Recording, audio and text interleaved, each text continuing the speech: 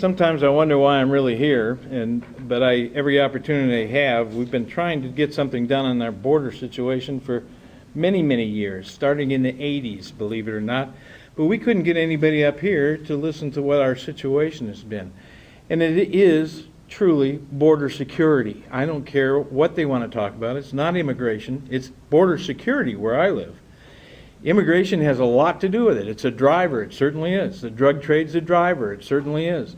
The mafiosos are a problem. And the situation is changing drastically. It's gotten really dramatically different in the last 3 to 4 years. It's gotten to the point where many, many people are intimidated. They are losing their ranches or losing their homes. Frankly, it's putting a lot of people out of business. It's actually destroying the home life of a lot of people.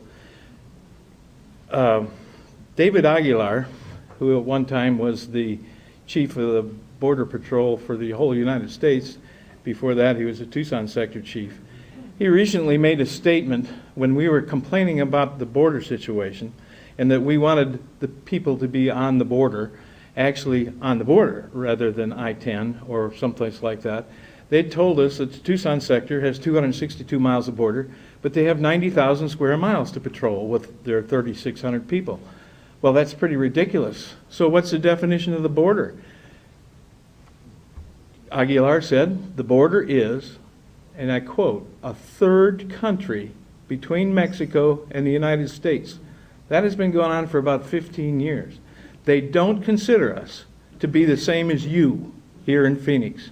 They don't consider us to be in the United States. That sounds ridiculous, but they actually don't. They think it's a corridor where they can chase and play their Keystone Cop games, tracking and that type of thing. All this fabulous electronic surveillance and airplanes and everything else they got down there, it just is a rat hole, is what it amounts to me. The fence is almost a rat hole. The fence that we asked for years ago was a separation between livestock fences for biosecurity purposes, because cattle went back and forth and eventually they're going to end up with a problem. That's what we started out with, the fence. And then everybody said we're going to build a wall, a Great Wall of China. If you live in that country, everybody that goes down there, not everybody, but many people that go down there, they see the border cities. They see the flatlands, the places they can get to, and they have no idea what it's really like in the country where I work. I work all the way from Sassabee all the way to Presidio, Texas, at ranches all the way along the border. I get out there where there really is nobody, and I have to stay overnight lots of times on those dirt roads within spitting distance of the border. Heck, where he was discussing somebody named John, well, just the description tells me exactly where it is. John has a ranch that's 3 miles wide and 10 miles long. 10 miles of it is a border fence. You know who lives right on the top side of that? A mile farther, I do. And all that traffic goes right through my yard, believe it or not. I mean, I don't have a huge place. I only got about 40 acres. My ranch is another 8 miles up. That's really small compared to John's. My feedlot's 50 miles north, and we get the same traffic all the way up there. They let them cross, then they start chasing them. There's a lot of things that really bother me about that. You know, first of all, you know, they're going to track through our yard before they chase them, so they can get to Phoenix.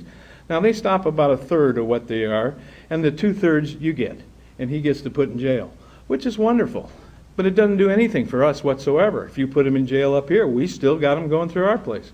The immigration law that came up about 1070, I think that'll be helpful. We didn't really want to push that immigration fight because we didn't think it was a security fight. It's helped a whole lot because it's gotten us a lot of national attention and brought people down to the border where we can finally get out to take them. We can't seem to get a politician to really go out on the border. They have to go where it's convenient for them, where they can get within an hour or two. But they don't see the trails. They don't really see the big, big trails where it's dangerous, where there's a lot of armed guards. The only place they can see that, if it's easy for you, is to run out on the Indian reservation, the TO reservation, because you can see it there too. It's wide open all the way across that. But what we're seeing is completely different than what's been bothering you. And to me, I think our situation is so much different that I think most of the people up here have missed the boat. Because we've been screaming about it and you've ignored us all the way along. The great state of Maricopa hasn't paid attention to the rest of Arizona as far as I'm concerned. And they haven't for a long time. We don't have anywhere near the resources. They criticize our sheriff because he doesn't put people in jail. Well, There's 6,500 square miles in our county. There's 65 sheriffs in that county. There's 150,000 people to support that sheriff. How many people is there in Maricopa County to support that sheriff? Heck of a lot more. It's killing us financially. It's killing the ranches financially. It's killing the hospitals. It's killing the schools. It is actually destroying it.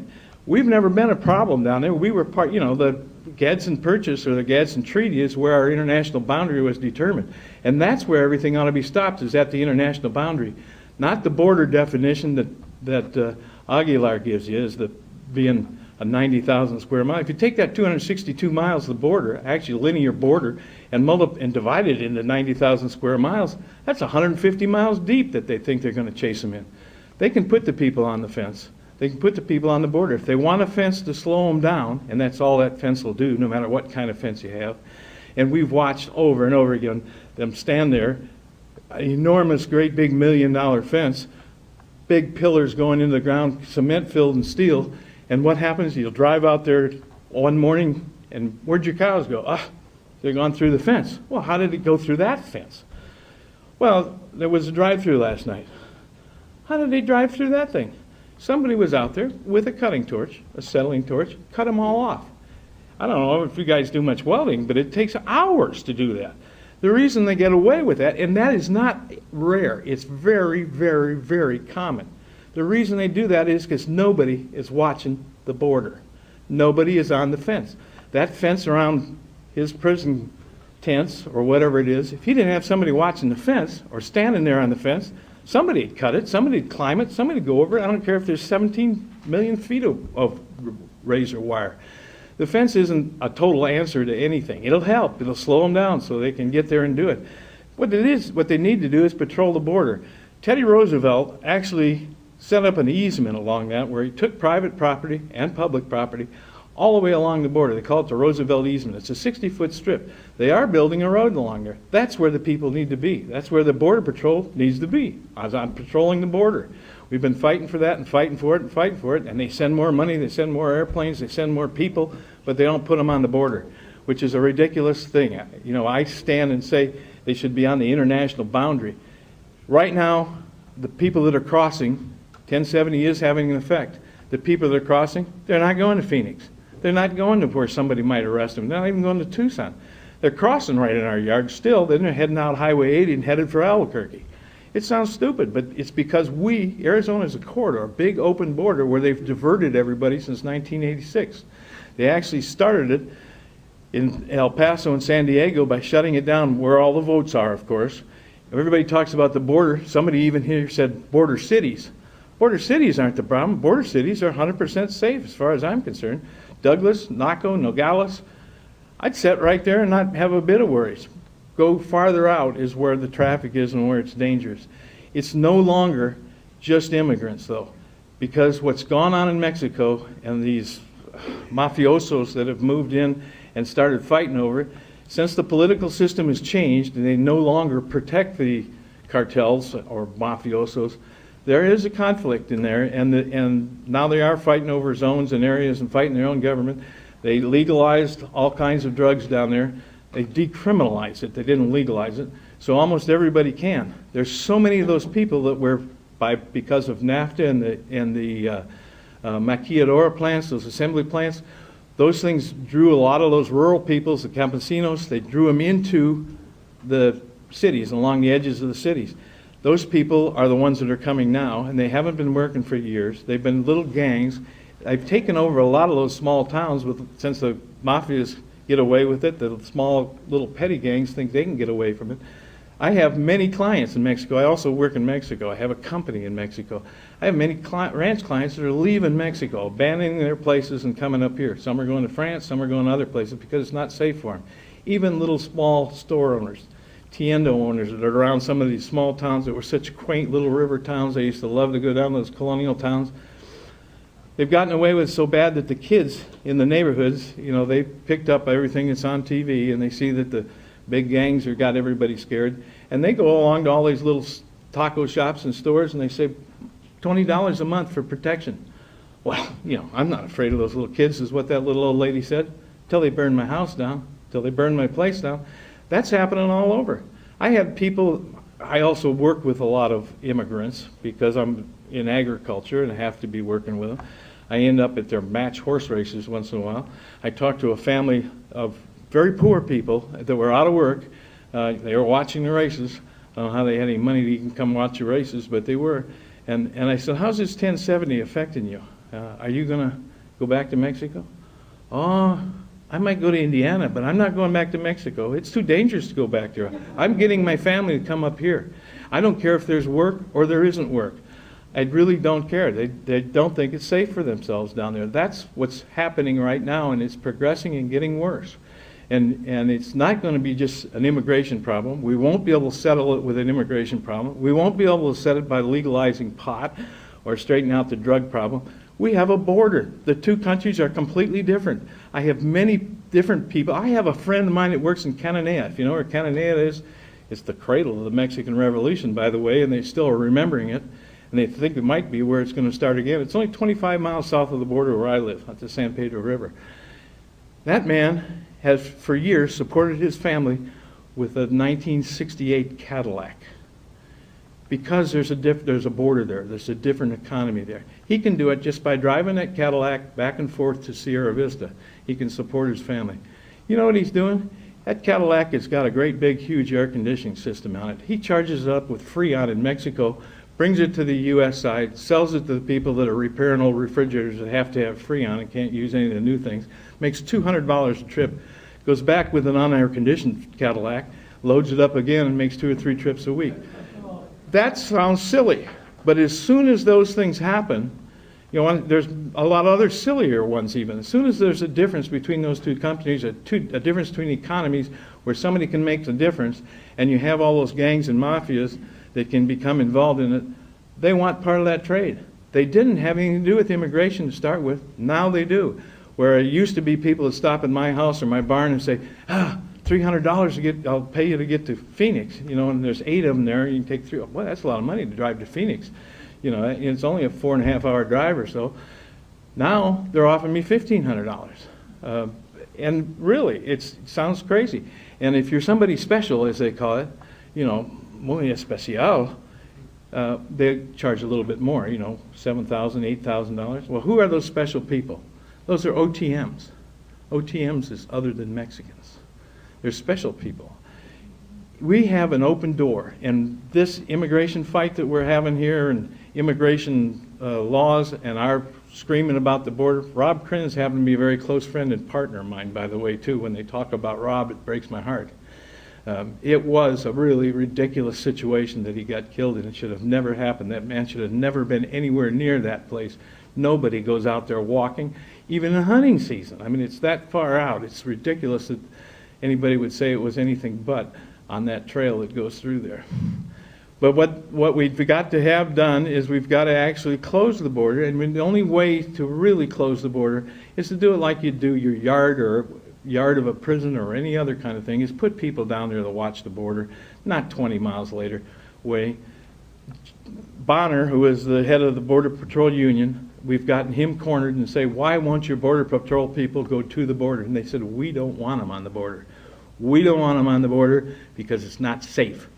Well, that's not very funny to people who are living there. It really isn't. Because when there's shooting going on in Naco, and John Ladd that he's talking about is his house 2 miles in from Naco, and they hear that shooting, over the radio comes, pull back to Highway 92. That's 3 miles the other way. The Border Patrol, even the National Guard when they're there, pulled back to that border, and they do it routinely. It's not a joke. Our border's not secure because they don't want it secure. They always want to have some kind of statistics that they can give to show that they're spending the money properly. They've got to have apprehensions. They've got to have rescues. They've got to have a certain amount of pot to do it so they can report to, you know, we spent $1 billion down there and here's what we did. If they were standing on the border and preventing it, they'd have nothing to report. Would you fund them then? I'm not so sure. You know, they might have something to say like that. So the Border Patrol says, you know, it's not safe for them to be down on the border. Once in a while, they'll train an MRAP vehicle. And, you know, those are striker-looking things that they're armored with a turret on top. They don't have a 50 cal like the sheriff has got, but they have those things. And what they're for as in case the Border Patrol does get in trouble in one of the cities where they do put them on the fence, because they're in Naco, Nogales, Douglas, they're right on the fence, but not in the rural parts. At any rate, they have MRAPs. So when they do run them up and down the border road in order to train, there is nothing comes just by running that thing up and down the road. But the Border Patrol won't do it. Last week I had to go down to the San Pedro River in a San Pedro National Riparian area where there is no fence. So the 15-foot fence on one side of the river and 18-foot fence on the other side, but nothing in the river because it's protected because of environmental things. So there's a wide open thing. There is a vehicle barrier, but it's a movable vehicle barrier. Movable because it rains and then the river fills up, so you got to be able to move it. The Mexicans move it whenever they want. That's a real big drug corridor, and it comes right up by my house, goes right through it. We had some conservation work to do down there. The Bureau of Land Management officials were supposed to come down there and help us. They got as far as Highway 92 and said, we can't go any farther. It's only 3 more miles to where it's at, and that's where the border is. They said, we can't go because our rangers can't come for security. These are federal officials. They expect me to work there, but they don't expect them to. To top it all off, U.S. Geological Survey, which is a federal agency, got a directive last week from the Border Patrol that says, do not schedule work or travel within 5 miles of the border between Sassabee and Douglas. I don't know, what is that, 200 miles of border, something like that? That's pretty ridiculous. Our federal agencies can't even get down there because it's not secure. It's dumb. It's really, Granite Construction is fixing low water crossings along the border road that's down there in San Rafael Valley and over in Douglas and the San Bernardino Valley. There isn't any fence there. There's a vehicle barrier that you can ramp right over in about 5 seconds. But what do they tell the Granite Construction? You can't go down there without security. You either have to hire off-duty police and sheriff or hire your own private security watches them down there. It's ridiculous. It really is. That's what's going on the border. And people that run down there, a lot of politicians run down, they go to the convenient place. They hardly ever go to San Rafael Valley. They'll never go up into Peloncillo Mountains where there is gangs sitting up on top of it, spotting for everybody that's coming in. Border Patrol won't go up there. It's just a huge traffic thing. And it doesn't matter whether you straighten out the immigration. It doesn't matter if you straighten out the drugs. There's a difference between the 2 countries, and there always will be, until they actually secure that international boundary. So I guess, I don't know what, this is probably the end of it. I'm sorry I hurried through. I drove for 5 hours to get here, and I'm going to drive for 5 hours back. Anytime I can get somebody from Phoenix to understand it, when we were concerned about animal health, I brought it to everywhere, took it to Washington. Everybody kind of laughed about it. The border's open, so what? It's not a big deal. That started years ago, that fight. Finally, it was a state veterinarian that used to be here in Arizona. He's moved to Hawaii now, so he's innocent, so you can't chase him around. He said they'll never worry about animal diseases till somebody's poodle in Scottsdale catches something from a Mexican dog. Well, fellas, you're catching something from a Mexican dog right now. I hope your poodles like to breed with Chihuahuas, because that's where it's working.